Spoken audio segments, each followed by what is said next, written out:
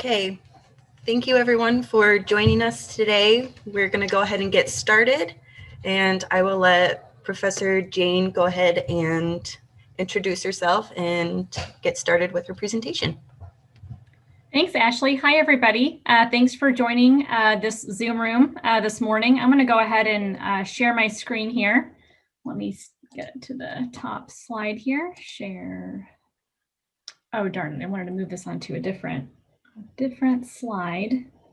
All right. Well, that's okay. I won't be quite looking at the camera. I have two monitors here and it's not quite on the one I want, but that's all right. So nice to meet everybody. My name is Neera Jain. I'm an assistant professor in our School of Mechanical Engineering here at Purdue. Welcome to the Grad Expo. And the name of my research lab is the Jain Research Lab, and really we're a dynamic systems and controls lab. And I'm going to talk more about what we do and who we are over the next several minutes, and hopefully leave a good amount of time to also answer questions that you might have.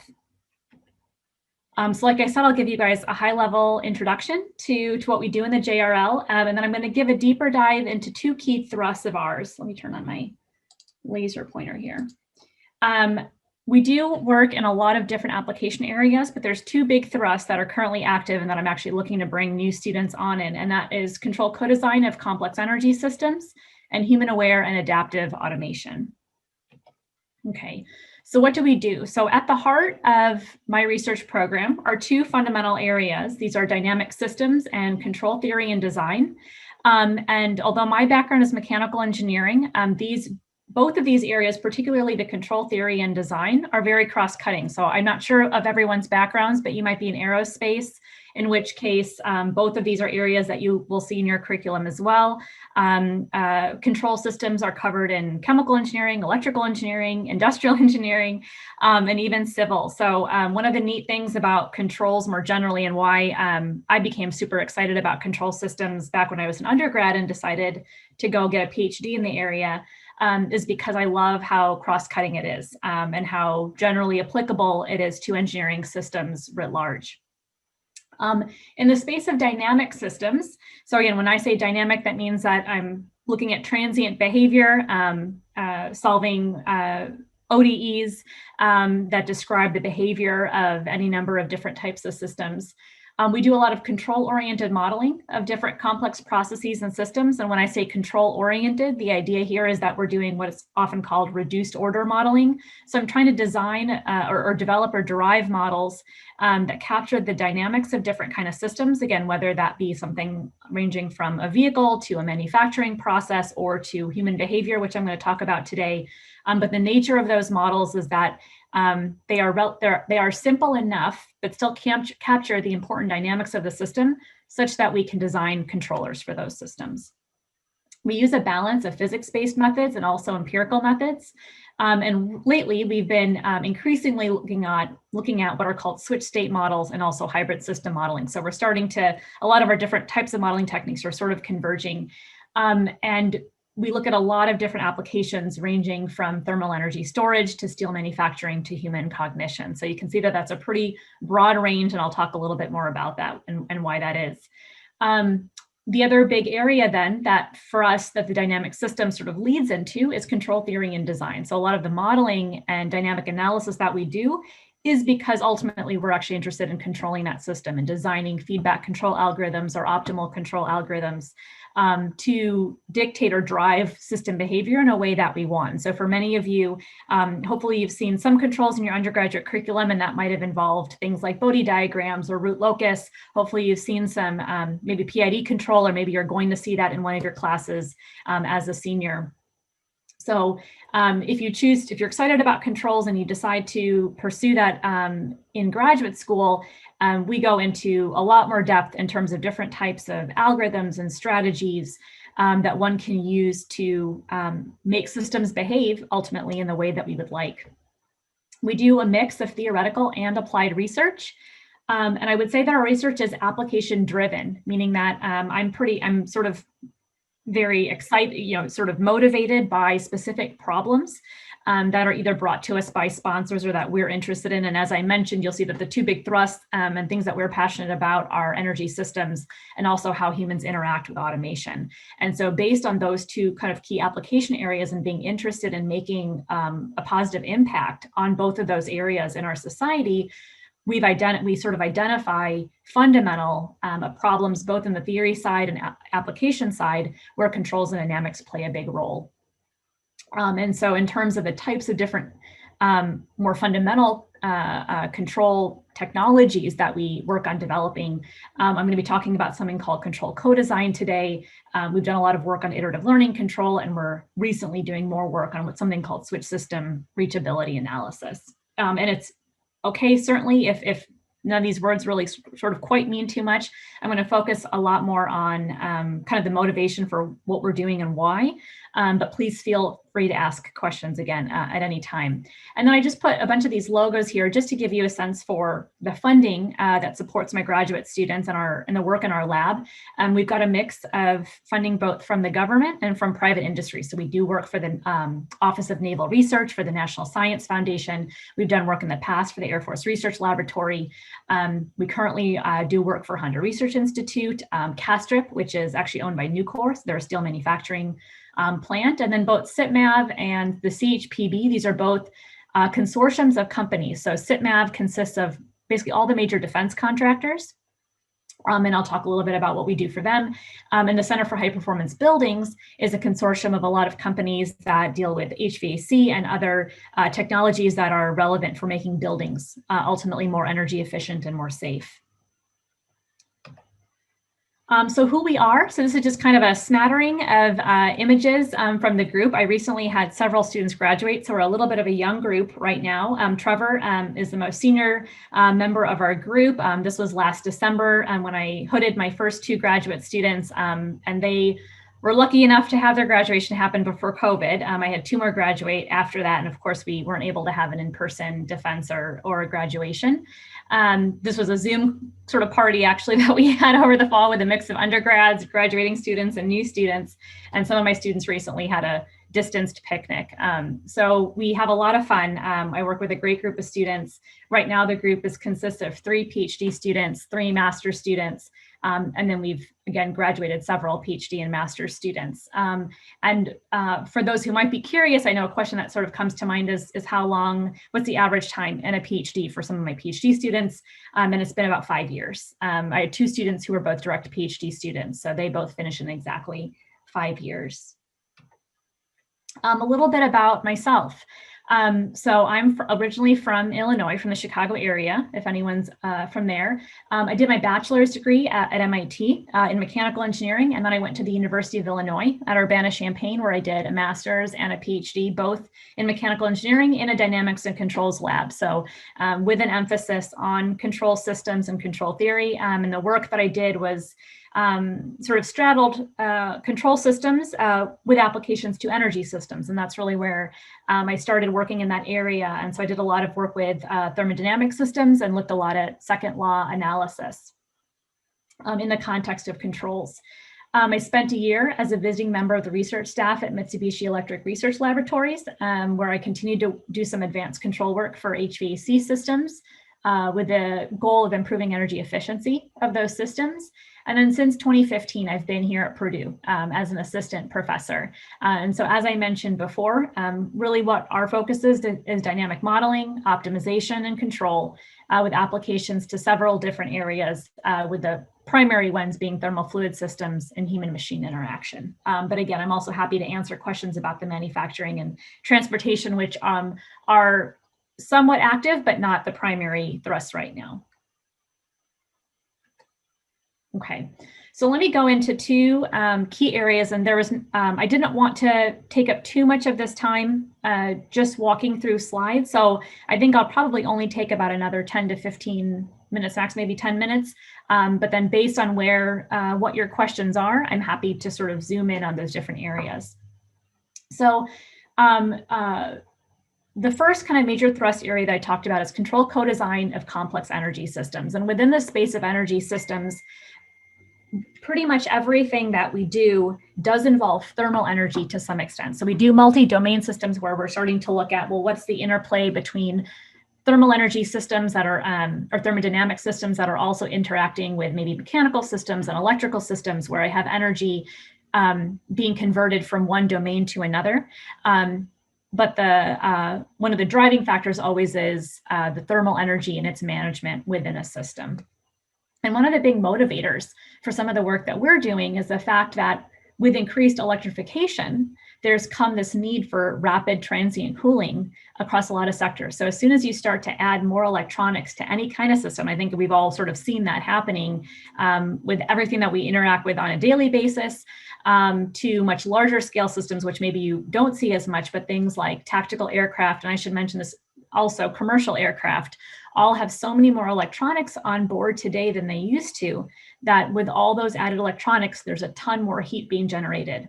And we have to get that heat away from those electronics and off board to keep, for example, if we're talking about aircraft, keep them safely flying in the sky. So I think that one of the recent Boeing aircraft, I think, is something like is generating 1 megawatt of power. I mean, it's kind of insane amounts of power that we have on these on different vehicle systems and platforms. And so we need to have ways to design what are called thermal management systems that actually, one, help to get the heat away from places where it's safety critical. So get that heat away from the electronics where it's dangerous for those to be getting too hot. But also think about how can we use things like waste heat recovery to actually leverage that, take advantage of that extra heat and do something useful with it as well, right? So there's an efficiency aspect of this as well. And one of the perspectives that we've taken on the problem is that designing controllers alone, designing software, after somebody designs an aircraft, for example, and then they say, well, can you add some controllers to this? Maybe some PI controllers or what have you to regulate certain temperatures or other variables. Using that sequential design process where a group of engineers designs a system and then gives it to another group of engineers that are going to design a controller for it doesn't work very well. And so for those of you, again, who've taken a controls class, and if we think something like a mass spring damper, the mass and the damping coefficient and the spring stiffness of that system have an impact on what we can do from a controls perspective. And so the idea here is that I shouldn't first design my system and then try designing the controllers for it. I really should think about how to actually physically design the system and control it all at the same time. And that's called control codesign. And this was an idea that's not new. It was actually developed for the first time in the mid-1900s in the context of tactical aircraft. So most military aircraft today actually are not aerodynamically stable on their own. They only can stay in the air because of the addition of the electronics that are on board. And that the reason for that is that that's how you can have planes shaped like this that do really tight maneuvers because we've thought about how the aerodynamics play into the control design. So it's that same idea, but trying to bring it into the realm of thermal energy systems. So in this broader space of control co-design, we've done work specifically on that piece of it, of how do you think about designing and controlling a system all at the same time? What does that mean for design optimization and control optimization? And then we've also done a lot of work on modeling and control individually of different kinds of thermal energy storage. So I'm really excited about thermal energy storage. I think it has a really important role to play in improving the efficiency and performance of a large range of systems, not just aerospace vehicles like I was just talking about, but even things like the electric grid. There's so many ways in which thermal energy storage, which is really just thermal batteries, can help us take advantage of excess heat that we have, store it, and increase efficiency for a lot of systems. And so we've done work, again, this is sort of a smattering of images here on this slide, but I just wanted to kind of give, again, a snapshot of the kinds of things that we do. Just to give you, put this in sort of a perspective of what kind of skill sets do we look for and do my students end up developing in this area.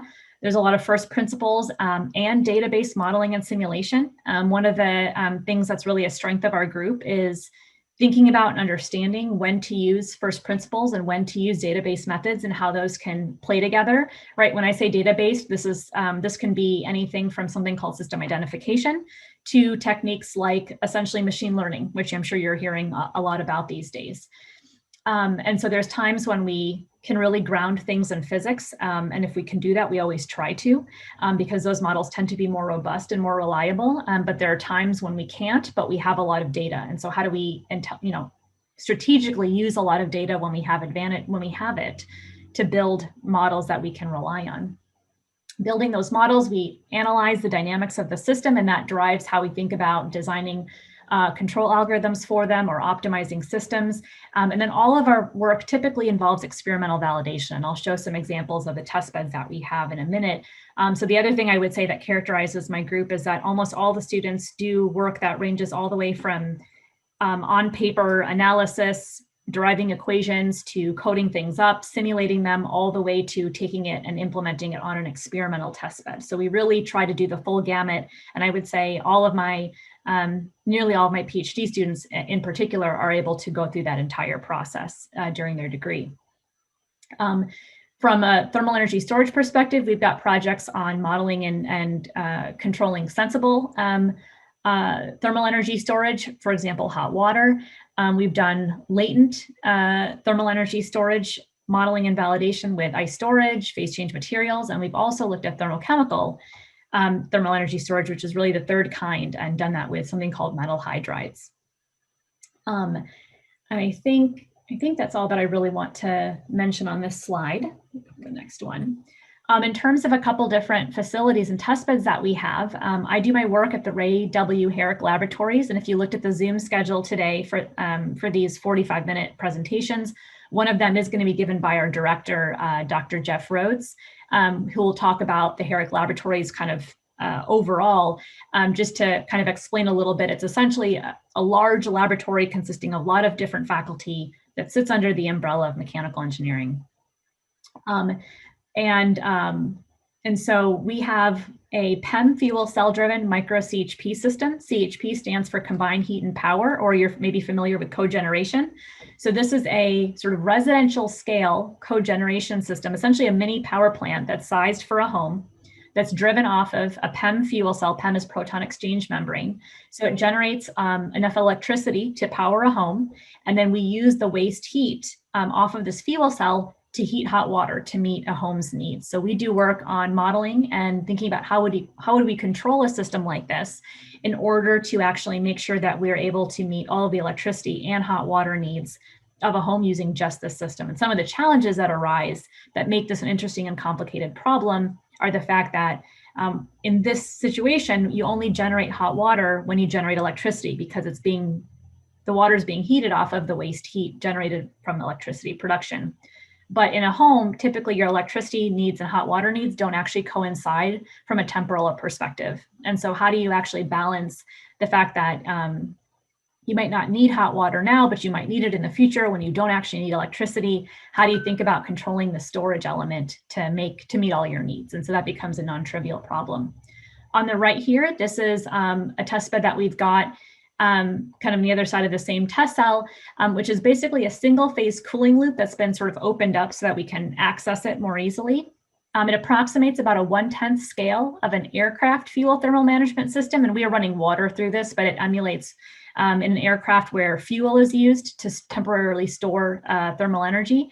And so we can use this to actually test situations where we might have spikes in electricity because of the electronics, and how do we quickly dissipate and reject that heat.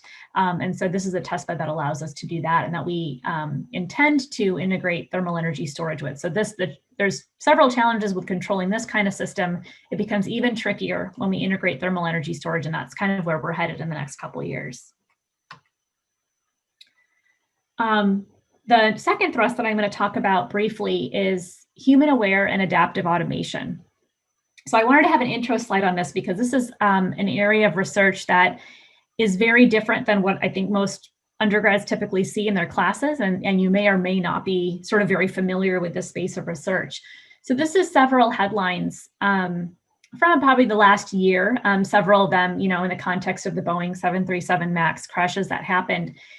And you'll notice that overall, essentially what's being highlighted here is that in a lot of these situations where you have humans interacting with either control systems or automated systems or robots or self-driving cars, as engineers, it's becoming more and more critical for us to be thinking about how do these technologies that we're developing actually interact with humans? Because if we don't take that into account, the sort of extreme ramifications can be catastrophic, like they were in the case of the 737 MAX, where there was a lot of confusion among the pilots of what the control system was doing, and you essentially had human pilots fighting an automated control system.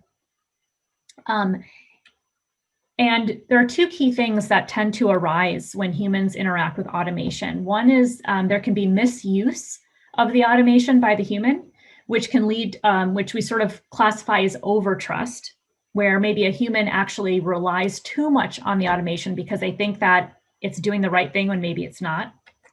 We can also have disuse of a system by the human, which usually comes about because of distrust. So maybe the automation is doing the right thing and the human really ought to rely on it, but for whatever reason, they don't trust it. And so they say, you know what, I'm going to override that automatic operation, and doing so can actually cause a problem. And so here, for example, 10% of people never use the ADAS, the Advanced Driver Assistance Systems, in their vehicles, even if they have them, things like cruise control or adaptive cruise control. And several people actually deactivate them because they don't want to interact with them.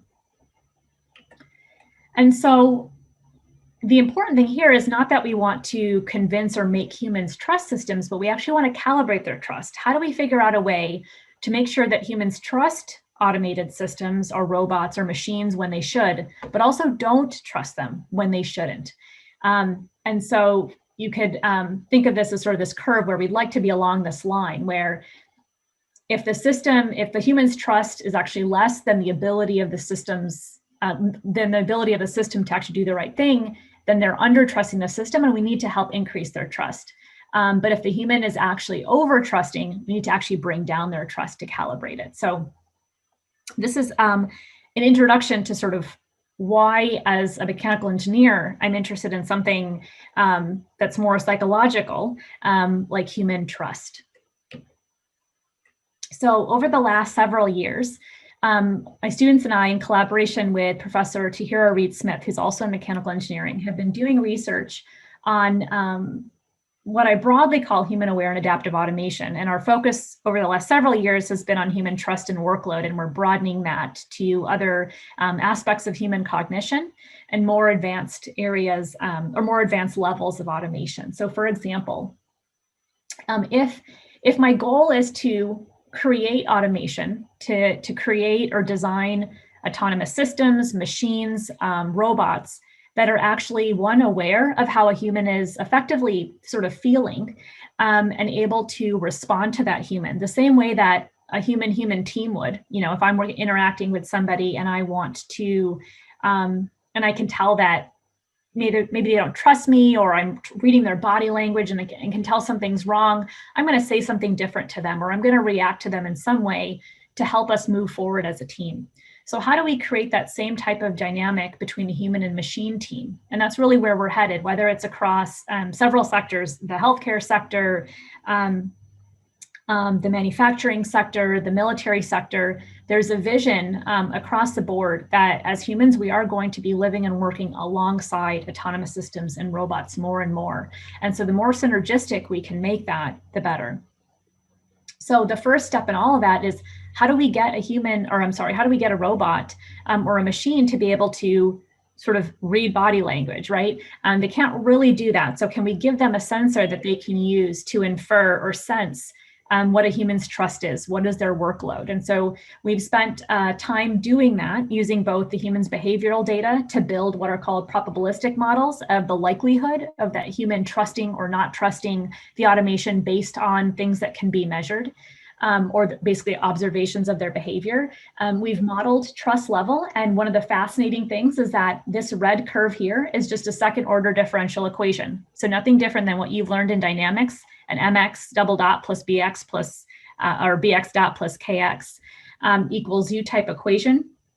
And we found that, in fact, when a system is reliable, trust goes up. In this gray region, what we did, again, without going over a lot of details, but in this gray region, we dropped the reliability of the system that the human was interacting with, but didn't tell the human, and their trust dropped. And when reliability went back up, their trust went up again. And we got this really sort of characteristic second order or overdamped second order response. So one of the really fascinating things is that we can take a lot of the tools that we apply to things like energy systems from a mechanical perspective and apply those same ideas and techniques to thinking about something like human cognition. We've also done work with using machine learning techniques and psychophysiological data to come up with sensors for trust. So sometimes you can't actually observe what the human is doing, or maybe you just don't have as much behavior that you can observe. But if the human was wearing one of these psychophysiological or really physiological sensors from which we infer psychophysiological behavior, then we can actually again, come up with a likelihood that they're either trusting or not trusting, or they are engaged or not engaged, et cetera. And so we've done some work in that space as well. And actually, we were the first ones to do it for trust. And then once you have different models and sensors for things like trust and human workload, then you can, again, bring this back to controls and say, well, if the machine or the automation had that information, what could they do differently to help the human, to help calibrate that human's trust or improve the performance of the human machine team? And so we've done what we call real-time adaptive UI as user interface transparency, where the machine or the automation actually shows more or less information to the human, depending on how much workload they're under and how much, and whether they're in a state of high trust or low trust. And what we ultimately saw is that through doing that, we've actually been able to improve the overall performance of the human and machine team for a given context.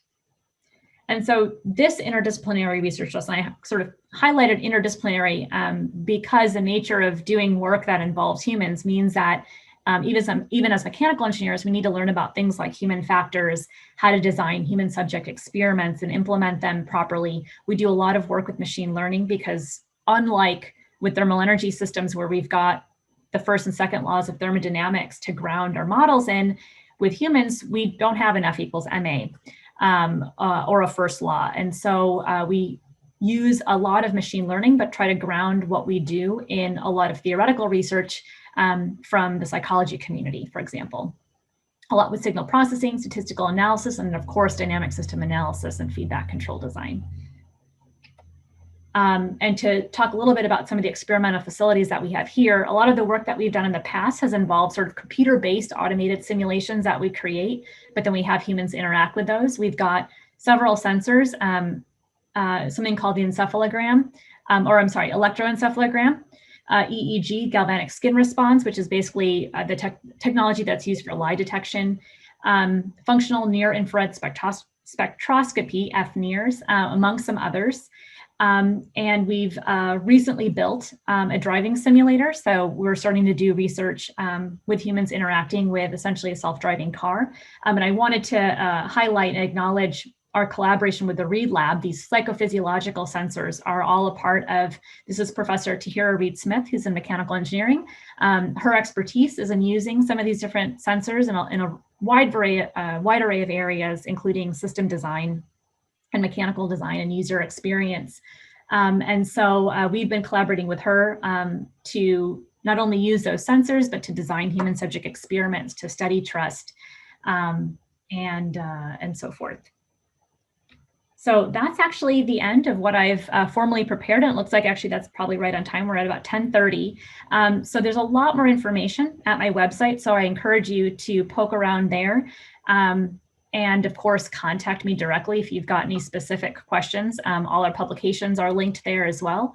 But at this time, I'm happy to, again, pause, open it up to questions. And I've got some other backups and visuals that I can pull up to answer more detailed questions than what I threw on these slides.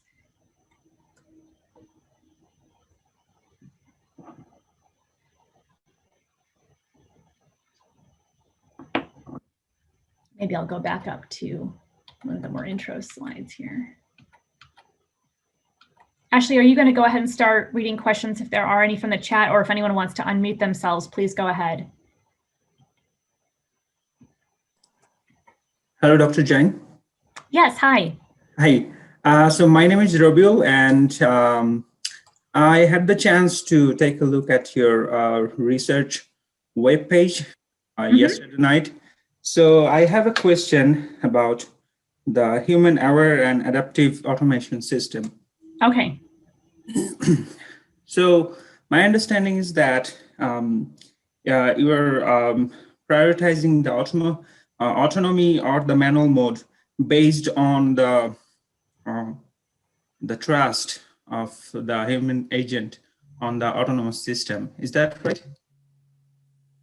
No, not necessarily, actually. So what we're doing is it depends on the level of automation. So for example, there are two kind of big categories of automation. There is decision automation and action automation. So a lot of our work to date has been on what's called decision automation. An example of that would be like your GPS, Google Maps, that gives you recommendations and says, turn here, do this. But it's up to you. The human is in control the entire time, and it's up to you to choose to either comply with that recommendation or to not comply with it. And so we've done a lot of work where we've basically tried to help the automation to either offer more explanation or more transparency or less, depending on the reliability of that automation and how the human is trusting that automation and what their workload is. So for example, if there's a sense that the human is not, or actually, I suppose what the more interesting result is that if the human is actually demonstrating that they are if our estimate is that they're very trusting, and the automation is maybe only 70% reliable, and it's sort of a risky situation, the automation might actually say, you know what, let me show you even more information and more explanation about why I'm making this particular recommendation, because I actually think that you might be at risk of over trusting what I'm telling you to do. And again, I'm sort of glossing over a couple details there, but the idea is not to, at least right now, we're not adjusting the automation itself in terms of its control. In those situations, the human is in control the entire time. So it's really just about them complying or not complying with recommendations from the automation. Now, what we're currently working on, we have a new grant from the National Science Foundation, which is part of a big team where we're looking at how do we use automation to help humans go from being a novice to an expert. And so there, it's really about automation that's helping the human to learn, and automation that's trying to assist the human more directly via some control authority. So in those situations, so for an example might be in a self-driving car where maybe the human is holding the steering wheel and driving, but we could actually have maybe automation that doesn't take over, but just nudges the steering wheel in one direction or another to help the human when they need help, for example. So there you'd have a situation where both the human has some input on the steering and the machine and the car has some input at the same time. So that is an area that we're studying right now and trying to think about how do trust and workload or things like self-confidence of the human play into how aggressive or not aggressive the automation should be. Does that answer your question? Yeah, thank you. Okay, there's another question. Okay. It says, would Dr. Jane consider taking on current seniors in the School of Mechanical Engineering in the hope of learning more about the subject and potentially moving forward in the pursuit of a master's degree? Or is this a current student that's at Purdue right now? I'm a little bit. It doesn't say. So I guess I think it would, if I understood the question correctly, if someone's interested in doing undergraduate research, typically I would, during the school year, certainly I have a lot of undergraduate researchers who are at Purdue who do work in the lab. I likely wouldn't take on a student from another institution during the academic year as an undergraduate researcher, but I do hire both master's students and PhD students to work in the group. So for any of the students on here right now that are listening to this and are interested in potentially in the research that we do, I would say certainly reach out to me, certainly apply to our Purdue ME program. And those are hiring decisions that I typically make in the spring. And then students would typically start either in the summer or in the fall in the research group. And again, I don't have I don't necessarily pick PhD students over masters or vice versa. I really am looking for students who are the right fit for the projects. Hi, Dr. Jane. Can you hear me? Yes, I can. Yeah, I am currently doing my master's in University of Toledo. So we are working on the likelihood of sensor data to be true or false, because sometimes we have sensor data that are not exactly what we receive. We need to go and have it check it by ourselves. So how do you for the human trust likelihood, how do you have the likelihood values? How do you have input? Do you use simulation or use real time? How do you measure it? Right. So when we train those models, like the trust sensor, for example, we have to, so whenever you're using machine learning techniques, you have to label your data. And so so in the context of the work that we did with classification algorithms and psychophysiological data, there we label the data based on whether they chose to, in that particular case, comply with the recommendation of the decision aid, which is not always true, because there could be a situation where somebody didn't really trust, but they said okay and trusted and sort of complied with the automation. But we basically used, to answer your question more briefly, in all the different human subject experiments that we've done and the data that we've collected, either there's been some process of labeling the data where we've made certain assumptions and then label the data as such, or in, for example, the case of our probabilistic modeling where we have what's called a Markov decision process model, actually a partially observable Markov decision process model, where we estimate the likelihood that the human is either trusting or not trusting. Those likelihoods we train those based on the data, and there we're really relying on the fact that we assume that if we, or actually, well, it's all trained based on a bunch of data, but we know that there's a strong relationship between observing compliance and the human trusting. And so we, again, leverage that sort of established relationship to, after we've trained the model, to kind of label which likelihood is which. That may not sort of fully answer your question, but I'm happy to talk about that more offline and point you to some of our papers where we talk about it in more detail. Okay, thank you so much. You're welcome. Okay, there's another question. It says, what do you look for in a candidate for MSE Thesis program? Sure, that's a great question. And really, I would say maybe I'll answer that question more broadly for any graduate student that I'm bringing onto the group. So I look for 3 key things. The first one is I do look for students that have performed really well academically. And I always say that's not because GPA, for example, is a measure of how good of a researcher you will be, because it's not necessarily. But the nature of the work that we do is that it is very analytical. And so I do look for students who've done well in their mathematics courses, and if they have an ME background, that they've done well in their dynamics courses and their controls courses, et cetera. So it is important that students have a strong command of fundamentals. And I found that the students who are most successful in my group are the ones that have done well academically. So that's the first thing. The second is I look for students who've demonstrated some level of sort of independence and self-motivation and who are driven. So this might be, and I assess some of this ends up coming about through some of your letter writers. So a lot of students today have done or are doing undergraduate research. And so oftentimes I do call every single reference on every student's application that I choose to bring on. And so I do take those really seriously. And like I said, I follow up with phone calls. And so I talk to your professors and ask them to give me examples of if and when you demonstrated a lot of self-motivation, eagerness to learn, curiosity. Maybe you've had a summer internship and I can see through that letter and call your supervisor from your internship and they say, and talk about sort of those attributes. So that's something that I'm really looking for, because the reality is that, I can teach students how to do research, and I can teach you more advanced fundamentals in graduate school, et cetera, but I cannot teach passion and curiosity, right? I think that's something that comes from inside that each student comes to grad school with. And so I'm looking for students who really are driven and ambitious and self-motivated. And then the third is I'm looking for team players.